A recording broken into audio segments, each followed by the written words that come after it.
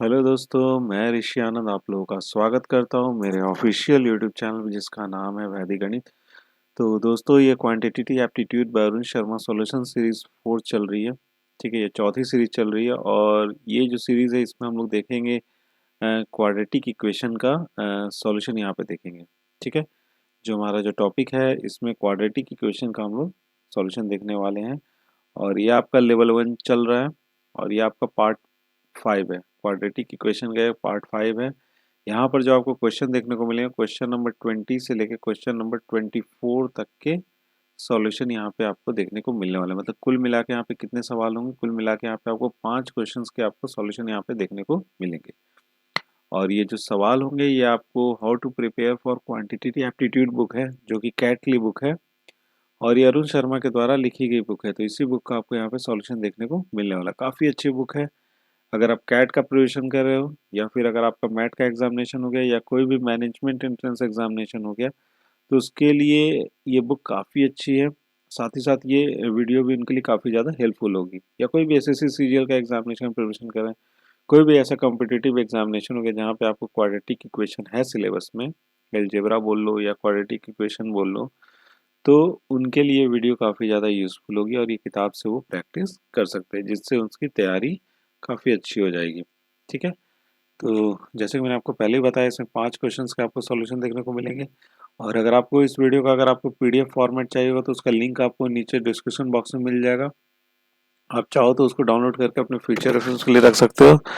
साथ ही साथ मेरा जो टेलीग्राम का ग्रुप है या फिर जो मेरा व्हाट्सएप का ग्रुप है वहाँ पे मैं लिंक डाल देता हूँ। आप वहाँ से भी चाहो तो मेरे साथ जुड़ सकते हो। इन दोनों का लिंक आपको नीचे डिस्क्रिप्शन बॉक्स में मिल जाएगा। ठीक है, तो चलिए लेट नहीं करते, शुरू करते हैं। एक एक करके सवाल लेते हैं फिर उनका सॉल्यूशन देखते हैं।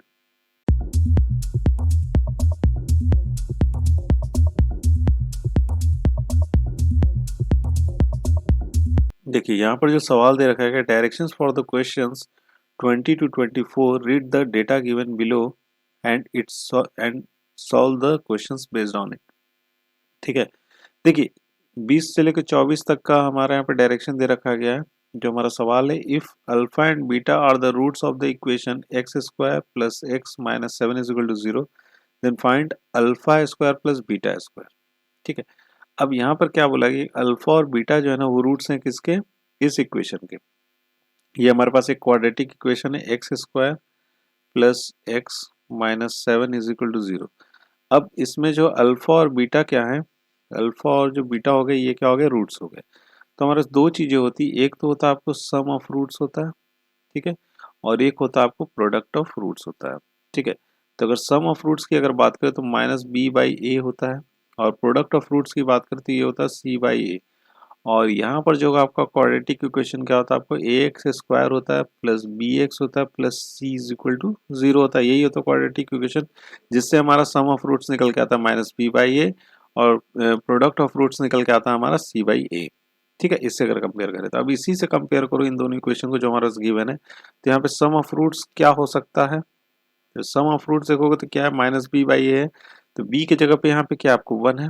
ठीक है, तो यहाँ पर क्या ले लेंगे, -1, और ए में कितना आपको 1 है यहाँ पे भी, तो 1 हो जाएगा और ये निकल के आ जाएगा आपका -1। तो alpha plus beta is equal to कितना हो गया आपको, -1 हो गया। ठीक है, और जब हम प्रोडक्ट की रूट्स की बात करेंगे तो सी बाई ए, सी कितना आपको -7 है, -7 लिख लेंगे और ए आपका कितना आपको 1 है। ठीक है, तो alpha into beta product of roots हो जाएगा आपका -7 हो जाएगा। ठीक है, अब आ जाते हैं हमारे सवाल पे। सवाल में क्या बोला गया, alpha square plus beta square की वैल्यू निकालनी थी। अगर आप ध्यान से देखोगे तो alpha square plus beta square को कैसे लिख सकते हो, अल्फा प्लस बीटा का होल स्क्वायर -2 अल्फा बीटा लिख सकते हैं। ये सब फॉर्मूला आपको याद रखने पड़ेंगे। ठीक है, तब जाके इस सवाल को बना पाओगे। ठीक है, अल्फा प्लस बीटा का स्क्वायर हो गया -2 अल्फा इंटू बीटा हो गया। ठीक है, अब यहाँ पे देखो अल्फा प्लस बीटा कितना आपको -1 है, तो ये हो जाएगा -1 का होल स्क्वायर, -2 लिख लोगे और अल्फा बीटा कितना आपको -7 है, 7 लिख लिया, ये हो गया 1 और ये हो जाएगा आपका 14। ठीक है, दोनों को जोड़ दो तो ये हो जाएगा आपका 15। ठीक है, तो इस क्वेश्चन का आंसर कितना हो जाएगा आपका, बी हो जाएगा, 15 हो जाएगा इसका सही जवाब। ठीक है, चलिए बढ़ते अपना अगला सवाल देख लेते हैं। अब देखिए यहाँ पर हमें क्या निकालना है, क्वेश्चन वही है हमारा। यहाँ पर हमें निकालना find alpha cube plus beta cube. ठीक है, तो हमारा सम ऑफ रूट्स कितना आया था, सम ऑफ रूट्स आया था alpha plus beta is equal to minus B by A होता तो -1 आया था। ठीक है, और अल्फा बीटा क्या होता है आपका सी बाई ए, ये हो जाएगा आपका -7, यही आया था पीछे। ठीक है, अगले पिछले सवाल सेम ही है। ठीक है, अब यहाँ पर हमसे क्या पूछा गया, alpha cube plus beta cube. अगर आपको इसका फॉर्मूला याद है तो तुरंत बन जाएगा। इसका फॉर्मूला क्या हो जाएगा, alpha cube plus beta cube is equal to होता है अल्फा प्लस बीटा का होल क्यूब। ठीक है, -3 अल्फा प्लस बीटा। ठीक है, अब अल्फा प्लस बीटा की वैल्यू कितनी है आपको, -1 है, उसका क्यूब लिख लेंगे, -3 लिख लेंगे ये, और यहाँ पर आ जाएगा आपका अल्फा बीटा कितना आपको -7 है। ठीक है, और अल्फा प्लस बीटा कितना आपको -1 है। ठीक है, यहाँ से आ जाएगा आपका -1, यहाँ से आ जाएगा आपका -21, सबको जोड़ेंगे ये आ जाएगा आपका यहाँ से -22। तो इसका जवाब हो जाएगा आपका बी। बी ऑप्शन क्या हो जाएगा यहाँ से आपका सही जवाब हो जाएगा।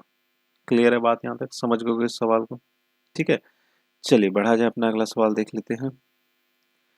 अब देखिए अगला सवाल आपकी स्क्रीन पर है। इस सवाल में क्या बोला गया है, for what values of c in the equation 2x square minus bracket c cube plus 8c -1 bracket close x हो जाएगा plus c square minus 4c is equal to 0, the roots of the equation would be opposite in science.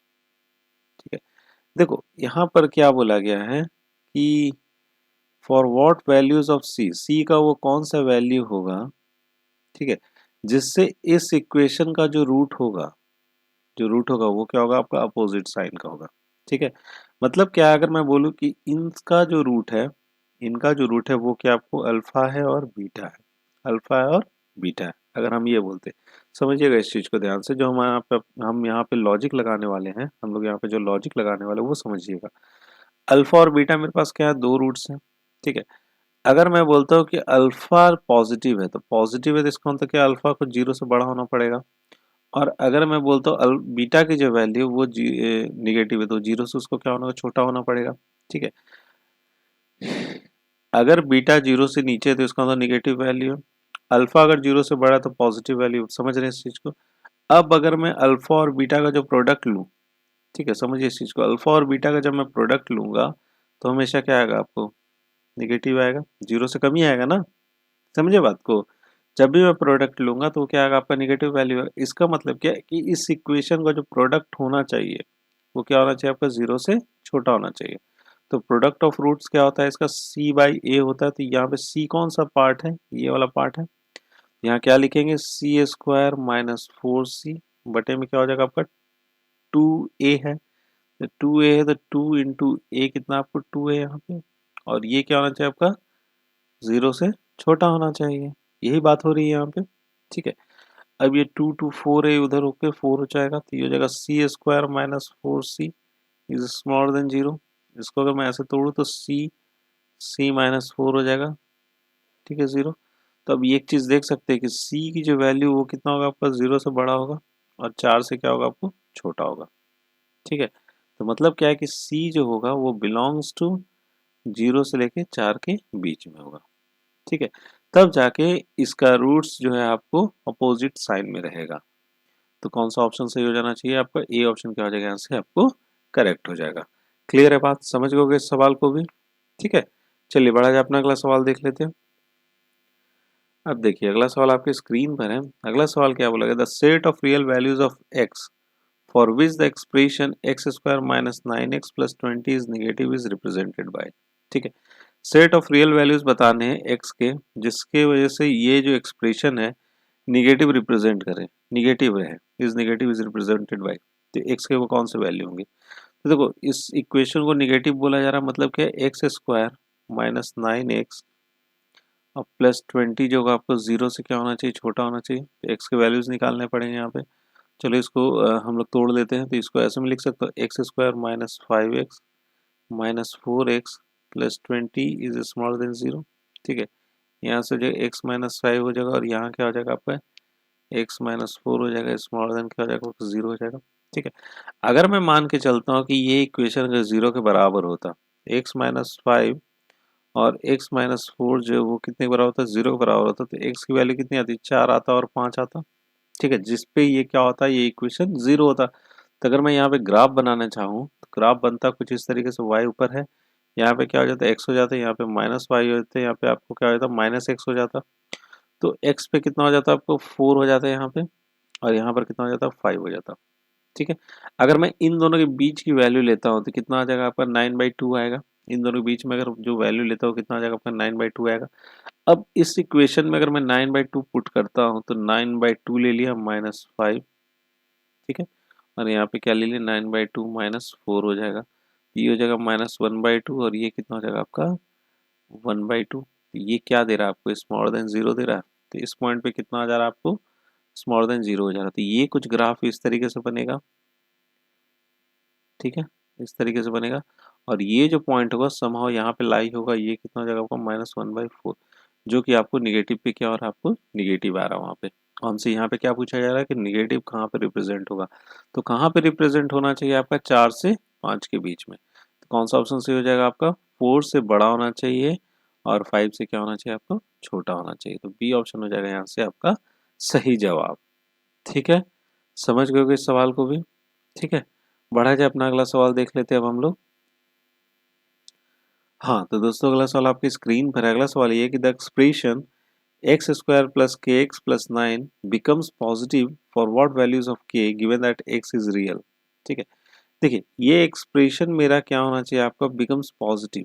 के का वो कौन सा value लेंगे जिससे ये क्या हो जाएगा आपका, पॉजिटिव वैल्यू है, जिसमें एक्स क्या होना चाहिए आपका, रियल होना चाहिए। एक्स क्या वैल्यू है, given that X is real. X कब रियल होता है, एक्स तभी रियल होता है जब हमारा जो डिस्क्रिमिनेंट है वो ग्रेटर देन क्या होना चाहिए आपका, 0 होना चाहिए। 0 से क्या होना चाहिए, ग्रेटर देन होना चाहिए, तब वो क्या होता है, रियल एंड अनइक्वल होता है। ठीक है, रियल एंड क्या होता है आपको, अनइक्वल होता है। यहाँ पे इक्वल की कोई बात नहीं हो रही, सिर्फ क्या बात हो रही है यहाँ पे कि रियल होना चाहिए। तो एक तो आपका डी इज ग्रेटर देन 0 पे आपका रियल होता है। ठीक है, और एक बात है कि अगर मैं डी इज इक्वल टू, अगर मैं 0 होगा तब भी मेरा क्या होता है, रियल वैल्यूज होता है। क्या होता है आपको यहाँ पे, रियल वैल्यूज होता है और इक्वल होता है।